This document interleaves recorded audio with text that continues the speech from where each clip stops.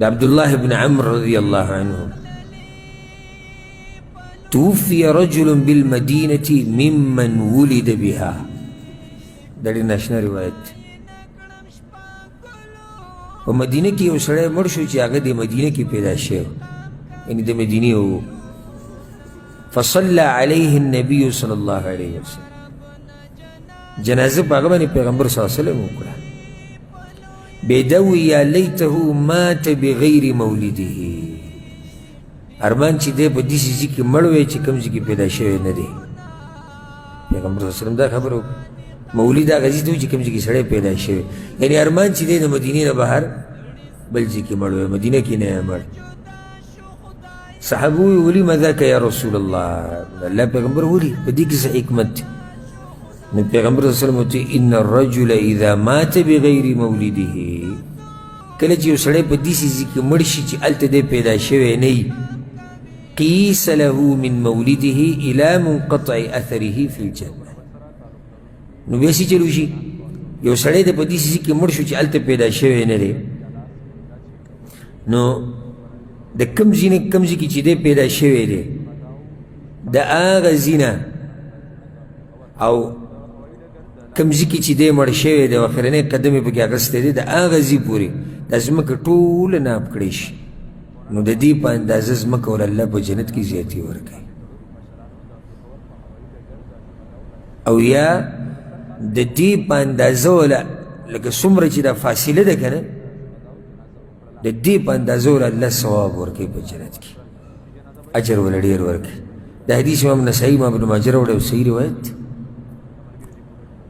مؤلف ګوره دا حدیث دې دپاره راوړو وایي ای مؤمنه نورې سختې پرېږده ته چې په پردي ملک کې مړ شي الله دله اجر درکوي څومره مهربانه رب دی موږ د دې باب په اوله کې دا خبرې ذکر کړې بیا هغه تفصیل نه ځو دا روایتونه اوس واضح دي ټول چې رب العالمین په معمولي تکلیف او سخته باندې موږ له اجر راکړي موږ سره حدیث تېر شوی و که نه یو سړی دی جیب کې ورسره پیسې پرتې او هغه پیسې لږ وخله ګډې وډې شو لکه یو سړی راغی او د بالغ لاندې پیسې کېښود او بیا ترې ځای هېر شو یو 15 منټو له ګډ وډ شو وړه پیسې دا 15 منټه چې دی ګډ وډ شو الله والا په دې اجر ورکوي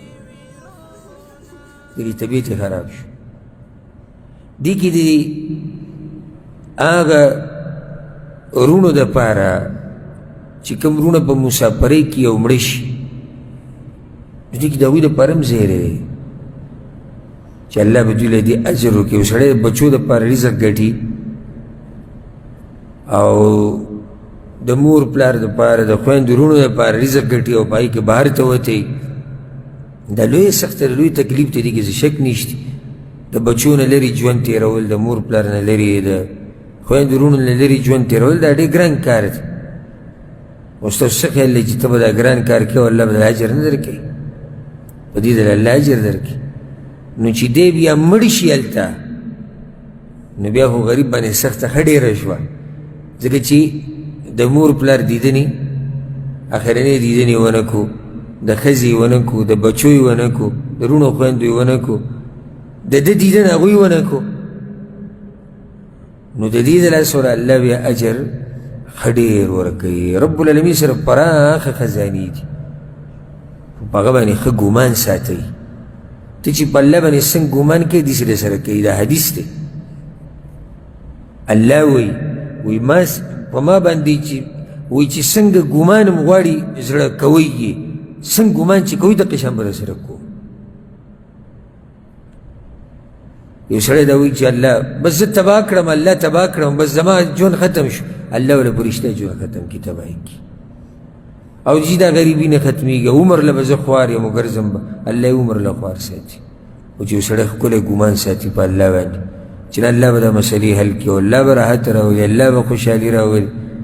الله وله په رښتیا غار څه